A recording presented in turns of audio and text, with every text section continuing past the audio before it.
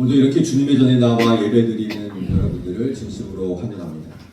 지난 한 주 동안 얼마나 수고가 많으셨습니까? 논밭에서, 그리고 가정에서, 때로는 홀로 적적한 방 안에서 하루하루를 버텨오신 여러분들의 삶이 오늘 이 예배를 통해 새로운 힘과 위로를 얻게 되기를 바랍니다. 오늘 우리가 함께 나눌 말씀은 가족에 관한 이야기입니다. 가족이라는 단어만 들어도 어떻습니까? 마음 한 구석이 따뜻해지고 또 한편으로는 뭉클해지기도 합니다. 여러분들 중에는 자녀들이 멀리서 살고 있어서 보고 싶어도 볼 수 없는 분들도 계실 것입니다. 또 연락이 뜸한 자식 때문에 속이 상한 분도 계실 겁니다.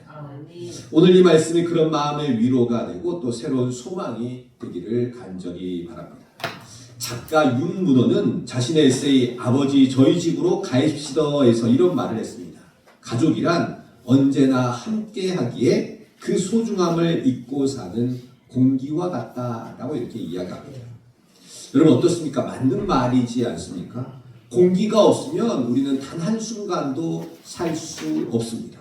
하지만 우리는 이 공기의 중요성에 대해서 별로 생각하지 못하고 감사하지 못하고 살아가고 있습니다. 너무나 당연하게 여기기 때문에 그렇습니다. 우리들의 부모님도 그런 것 같습니다. 살아계실 때에는 그 존재가 너무나도 당연하게 느껴지지만 부모님이 한번 떠나고 나시면 그 빈자리가 얼마나 크고 아프게 느껴지는지 모릅니다. 여러분, 이 세상의 모든 문이 닫힌 것만 같을 때 우리가 마지막으로 기대어 설 수 있는 언덕이 어디입니까? 결국은 부모입니다. 조건 없이 사랑해주는 존재, 내가 어떤 모습이라도 따뜻하게 품어주는 품, 그것이 바로 부모입니다. 오늘 본문인 룻기는 절망 속에 놓인 두 여인의 이야기를 전해주고 있습니다. 시어머니 나오미는 흉년을 피해서 이방 땅 모압으로 갔지만 그곳에서 남편과 두 아들을 모두 다 잃게 됩니다. 또 모압 여인이었던 며느리 룻 역시 남편을 잃고 과부가 되고 말았습니다. 이제 두 사람 모두 아무 소망이 없는 그런 처지인 것 같습니다. 그러나 바로 이 절망의 자리에서 역사의 길이 빛나는 아름다운 신앙의 고백이 울려 퍼지게 됩니다. 16절 말씀을 보면 어머니께서 가시는 곳에 나도 가고 어머니께서 머무시는 곳에서 나도 머물겠나이다. 어머니의 백성이 나의 백성이 되고 어머니의 하나님이 나의 하나님이 되시리니 라고 이렇게 룻이 고백하고 있습니다. 오늘 이 룻의 고백을 통해서 부모 공경의 세 가지의 깊은 의미를 한번 살펴보도록 하겠습니다. 곁을 지키는 공경, 그리고 믿음을 잇는 공경, 생명을 건 공경, 이렇게 세 가지, 이 세 가지를 우리들 마음속 깊이 새길 수 있게 되기를 바랍니다. 먼저 첫 번째로 곁을 지키는 공경입니다. 여러분 지금 이 나오미의 처지를 한번 깊이 생각해 보십시오. 흉년을 피하겠다고 찾아간 이방 땅 모압에서 나오미는 남편을 잃었습니다. 그리고 의지하는 두 아들마저 세상을 떠나고 말았습니다.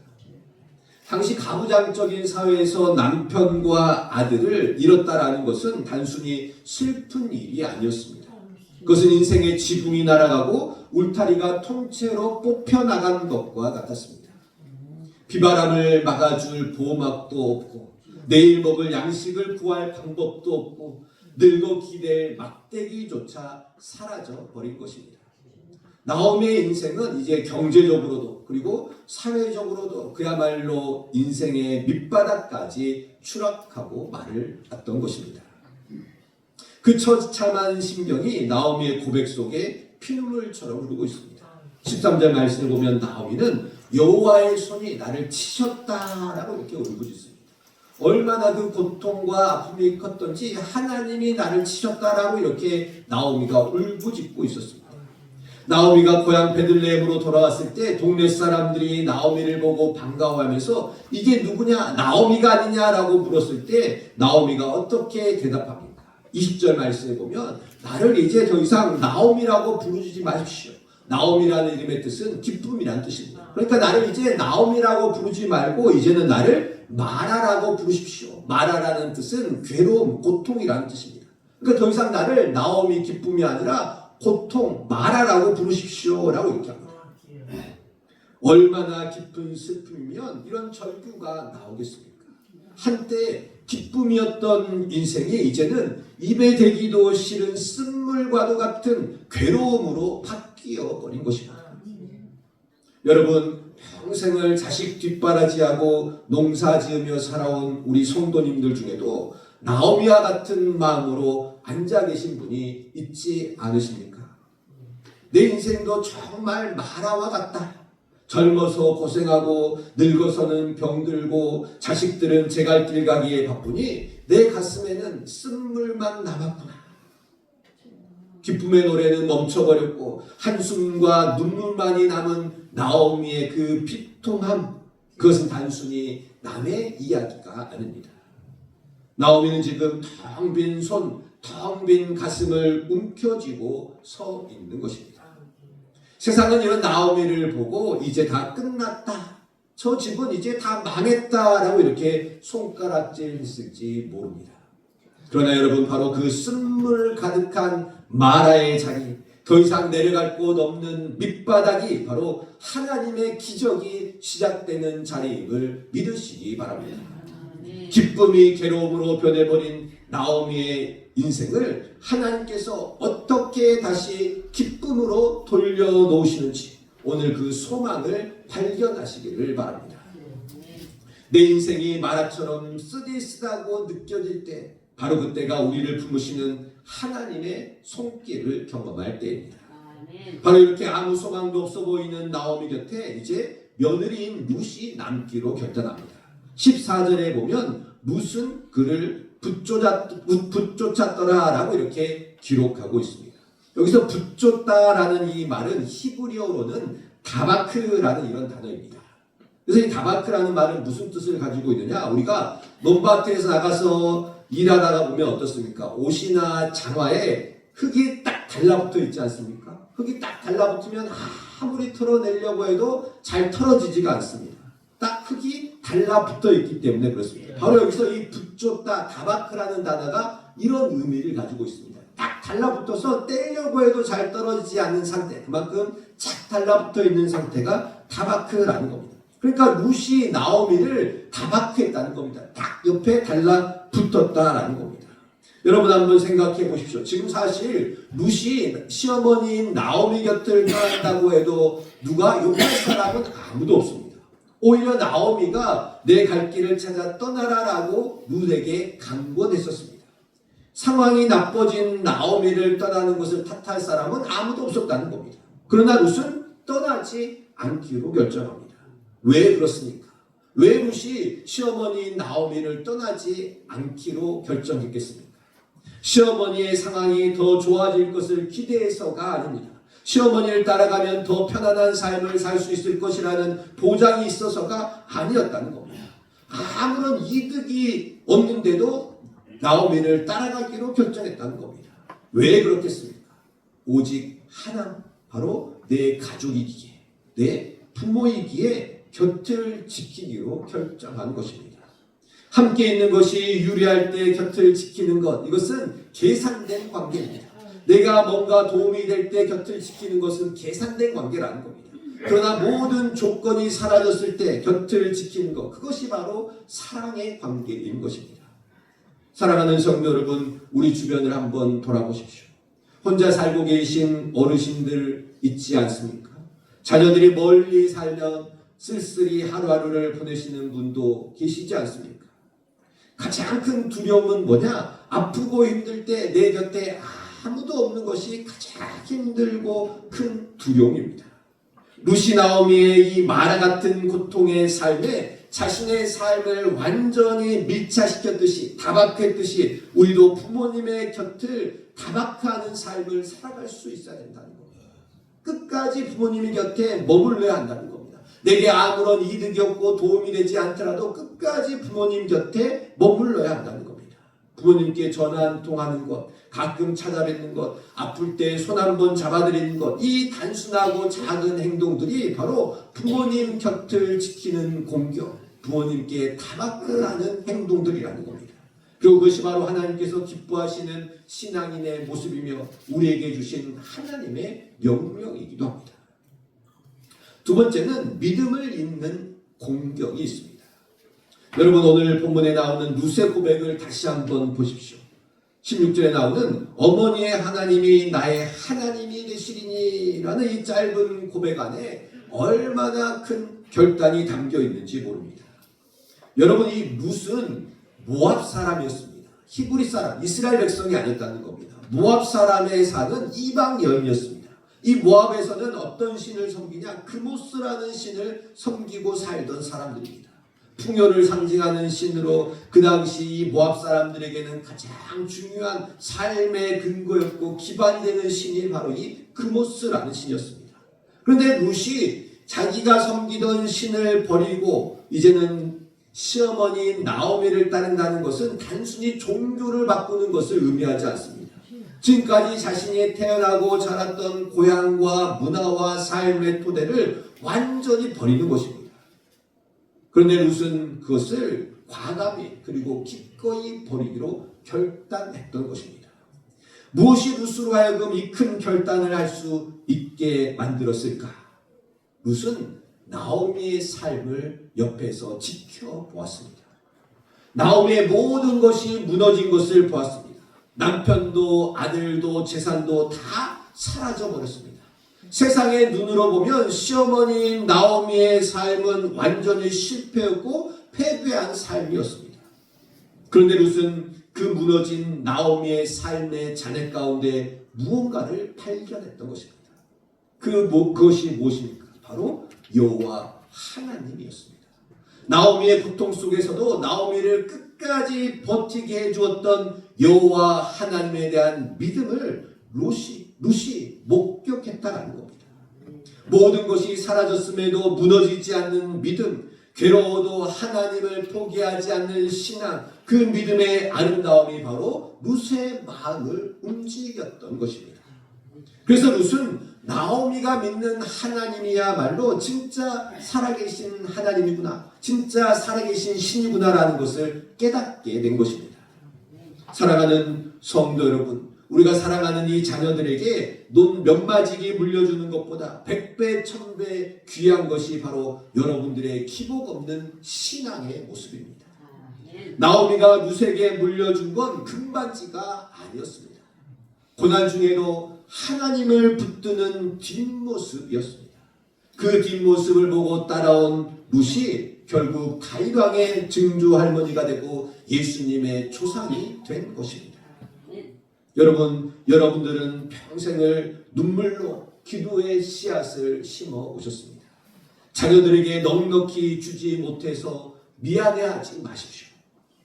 여러분이 새벽 제단을 지키는 모습, 주일이면 어김없이 성경책을 끼고 교회로 향하는 모습, 고난 중에서도 하나님 뜻이 있겠지 하며 찬송하는 그 모습이 자녀들에게는 그 어떤 유산보다도 가장 값진 영적인 보물이 되는 것입니다. 아멘. 나오미는 자녀들에게 신앙을 가르치겠다라고 잔소리하지 않았습니다.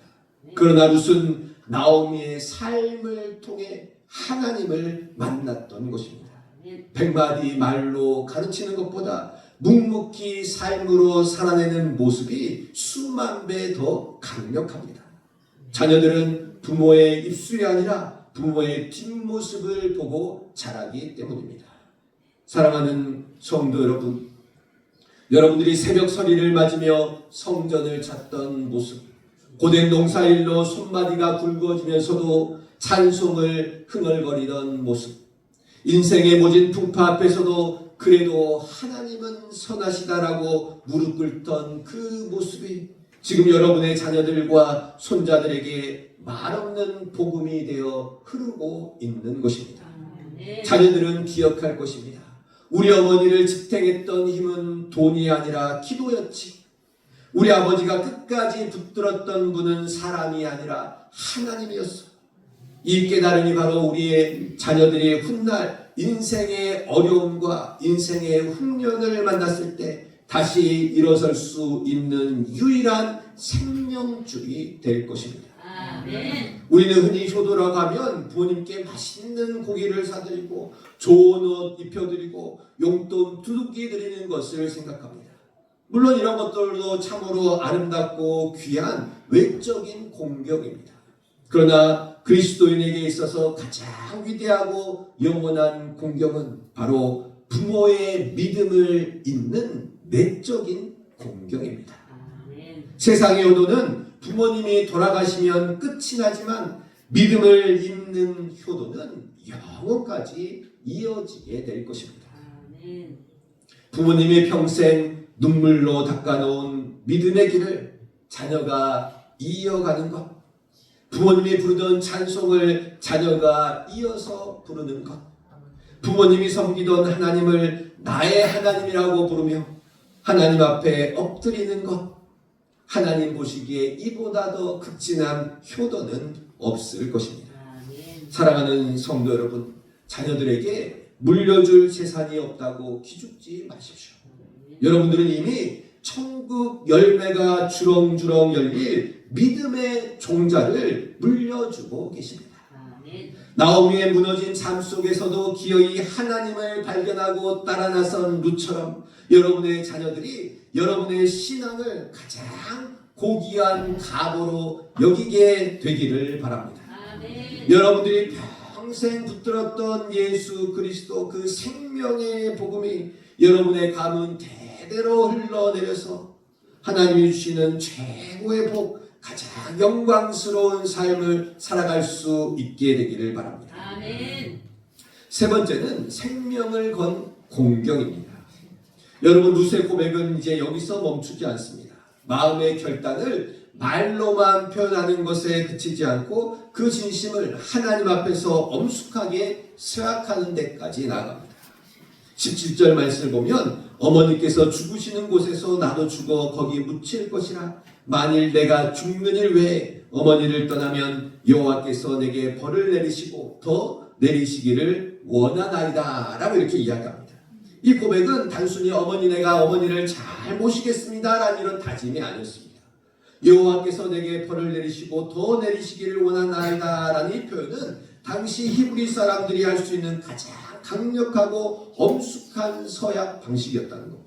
그러니까 이제 룻이 자신의 목숨을 걸고 만약 이 약속을 어기게 되면 하나님이 주시는 심판을 내가 달게 받겠습니다 라는 이런 선언인 것입니다. 바로 생명을 걸고 부모님을 공경하겠다라는 다짐이었다는 겁니다. 여러분, 당시 룻이 베들레헴으로 가기로 한 결정이 얼마나 무모하고 위험한 일이었는지 한번 깊이 생각해 보십시오.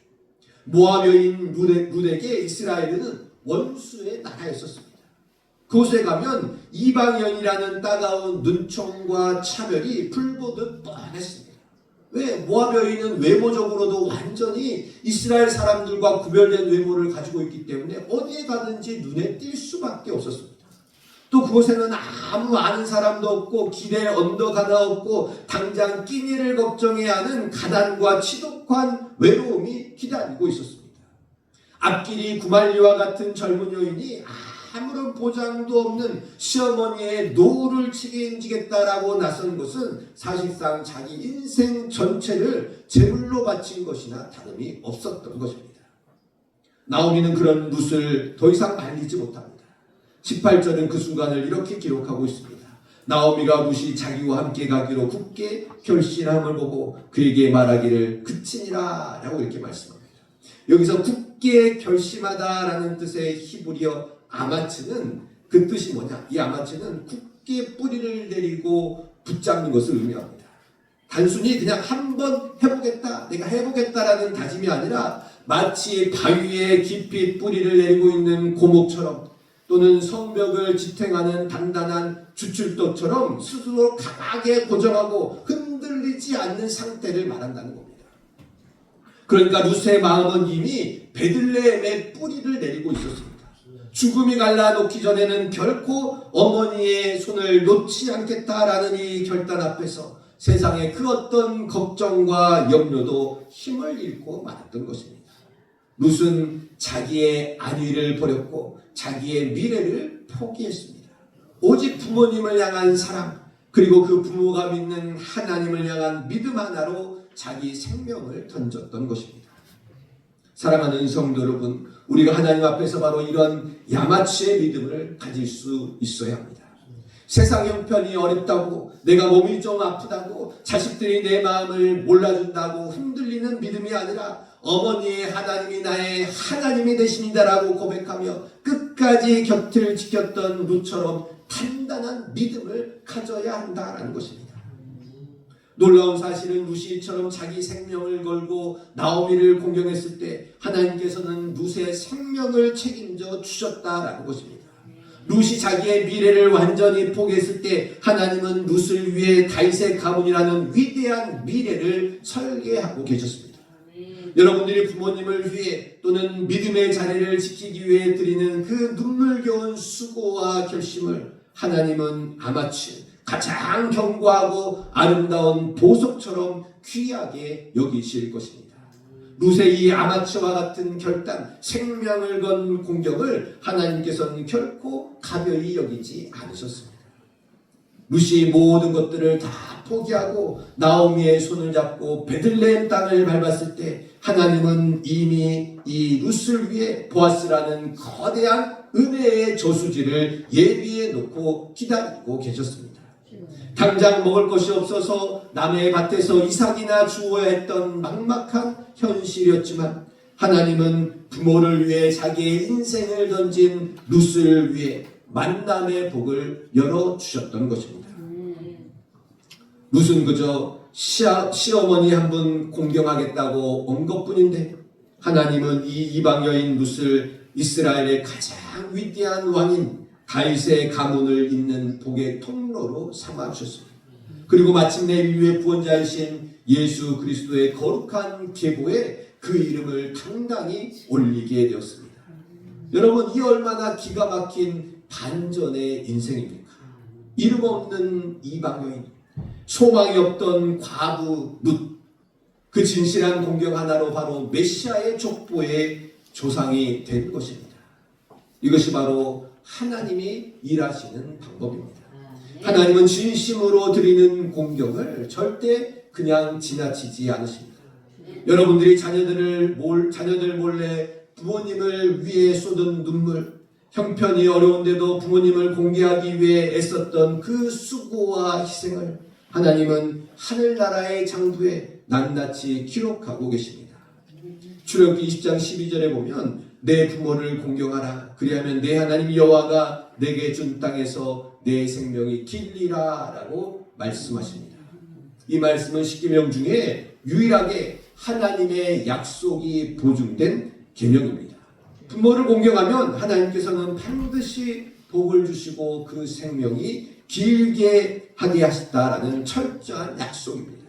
룻의 삶이 바로 이 약속이 거짓이 아님을 증명하는 살아있는 증거가 되었습니다. 사랑하는 성도 여러분, 이제 우리도 하나님 앞에 진실한 마음으로 부모님을 공경하도록 하십시다. 여러분의 그 순종과 공경이 우리의 시대에 끝나는 것이 아니라 우리의 가문과 자녀들에게 대대손손 흘러내려가는 축복의 통로가 될 줄로 믿습니다.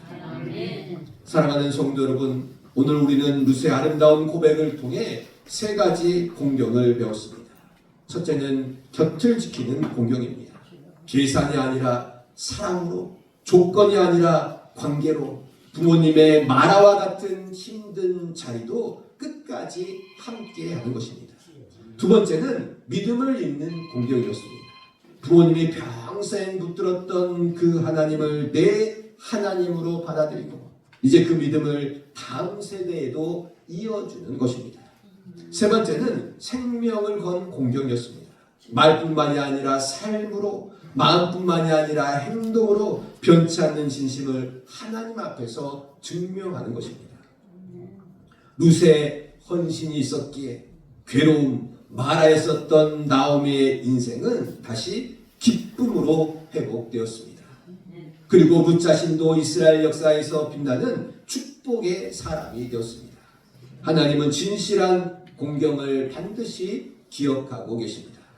사랑하는 성도 여러분, 오늘 예배를 마치고 집에 가시거든 부모님께 또는 주위에 있는 연로하신 어른들께 전화 한 통 드려보시기 바랍니다. 잘 지내십니까? 보고 싶습니다. 사랑합니다. 그 한마디에 얼마나 큰 기쁨과 위로가 되는지 모릅니다. 그것이 바로 오늘 루시 우리에게 가르쳐준 곁을 지키는 공경의 시작입니다.